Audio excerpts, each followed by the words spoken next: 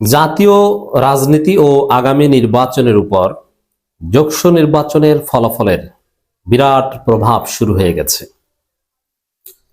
Beyond reasonable doubt, কোনো সন্দেহ সংশয় নেই, কোনো জল্পনা কল্পনা নেই, যোগসু নির্বাচনেই আগামী জাতীয় নির্বাচনের পথ দেখাবে।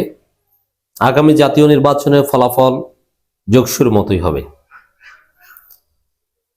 এটা তারেক রহমানও জানতেন, যার ফলে তারেক রহমান শিবিরকে পরাজিত করতে তার সর্বশক্তি ব্যয় করেছেন, কিন্তু পারেন নাই।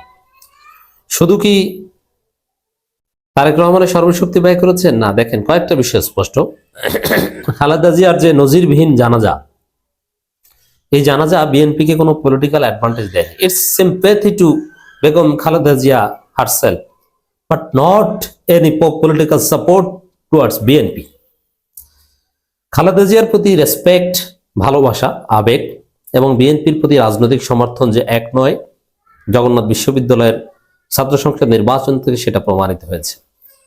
এই জগন্নাথ বিশ্ববিদ্যালয়ের শিক্ষার্থীরা যারা ভোট দিয়েছে, এরা প্রায় সবাই, যেহেতু ঢাকার মধ্যে, অনেকগুলো গাড়ি নিয়ে বিভিন্নভাবে খালেদা জিয়ার জানাজায় অংশগ্রহণ করেছে। তো যারাই খালেদা জিয়ার জানাজায় অংশগ্রহণ করেছেন, তারা সবাই রিয়াজুলকে ভোট দিয়ে এসেছে বা শিবির প্যানেলকে ভোট দিয়ে এসেছে।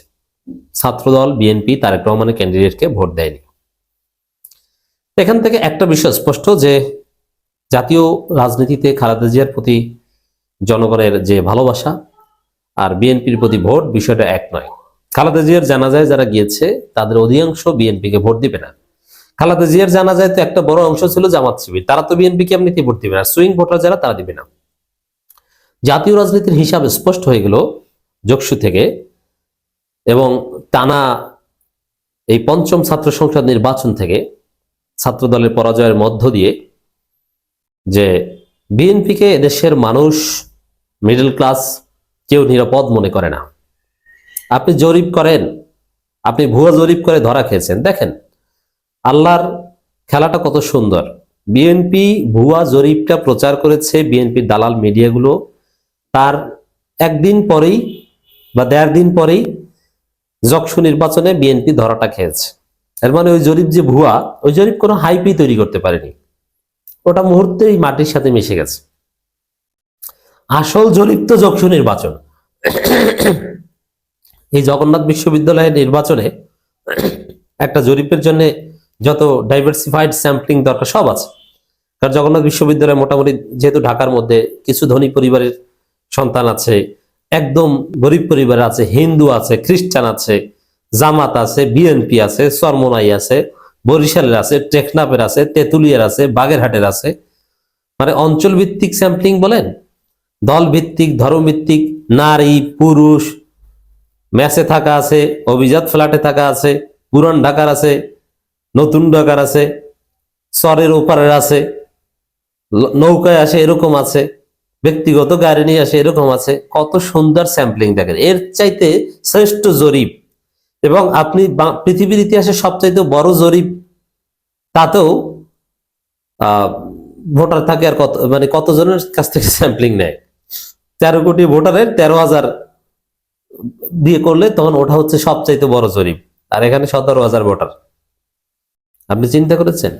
অতএব জরিপের আব্বা, সবচেয়ে অভিজাত জরিপ এই জগন্নাথ বিশ্ববিদ্যালয় ছাত্র সংসদ নির্বাচন। এই জরিপ থেকে স্পষ্ট হলো আগামী নির্বাচনে বিএনপির জেতার চান্স নেই। এবার আসেন জাতীয় নির্বাচনের প্রভাবটা কি। প্রভাব বা ফলাফল হচ্ছে, তারেক রহমান আসার পর দেখেন জনগণের মধ্যে এমনিতেই কোনো পরিবর্তন ছিল না। তারেক রহমান, খালেদা জিয়া, এদের প্রতি সিম্পেথি অনেকের, কিন্তু not political support, not vote. তবে মিডিয়া, প্রশাসন, এরা ভেবেছিল যে তারেক রহমান আসার পরে সবকিছু তারেকময়, জনগণও মনে হয় তারেকময়, যে তারেককে জিতিয়ে দিয়ে যাবে, তারপরে আমরা প্রশাসনে যারা দুর্নীতি করি আমাদের দুর্নীতির বন্দোবস্ত থাকবে, আর ইন্ডিয়ান এস্টাবলিশমেন্ট বা ইন্ডিয়ার দালাল যারা আছে তারা বিএনপির কাঁধে ভর করে, যেহেতু তারেক রহমানের সাথে ভারতের চুক্তি হয়ে গেছে, আমরা টিকতে পারবো। কিন্তু ওই এজেন্সিগুলো, জাতীয় মিডিয়াগুলো, সবার কাছে বার্তা পৌঁছে গেল যে জনগণের উপর কোনো আলাদা প্রভাব পড়েনি। জনগণ আগেও যেরকম বিএনপিকে ঘৃণা করতো, এখনো ঘৃণা করে। বিএনপিকে মানুষ আওয়ামী লীগ মনে করে। বিএনপি ইজ ভারপ্রাপ্ত আওয়ামী লীগ। আর মিডিয়া দিয়ে তারেক রহমানের পক্ষে হাইপ তুললে ফুলিয়ে ফাঁপিয়ে এতে ভোটের রাজনীতিতে কোনো প্রভাব পড়ে না। গোয়েন্দা সংস্থা কিচ্ছু করতে পারবে না। জনগণ যাদেরকে ভোট দেবে সে বিজয়ী হবে, এই ধারণা, এই পারসেপশন জনমনে এস্টাবলিশড হয়ে গেল। মানুষ মনে করেছিল, কিছু মানুষ হতাশ হয়েছিল, আমাদেরকে বলেছিল যে ভাই মানুষ ভোট দিবে জামাতকে কিন্তু জিতে যাবে বিএনপি। আবার কেউ কেউ বলতো যে ভোট যাকেই দিবে বিএনপি জিতবে। এই ধারণাও এখান থেকে দূর হয়ে গেল যে না, তারেক রহমান আসছে বিএনপি জিতে যাবে, এটা মনে করার কোনো কারণ নাই।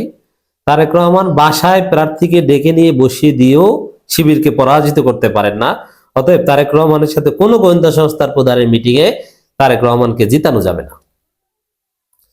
এবং শিবির যে কি পারে, শিবির যে কতটা ধৈর্যশীল এবং শিবিরের উপর যে আল্লাহর সাহায্য, এটাও জনগণ বুঝে গেছে যে আল্লাহর সাহায্য যার পক্ষে আছে তাকে তার বিজয় কেউ ঠেকাতে পারবে না।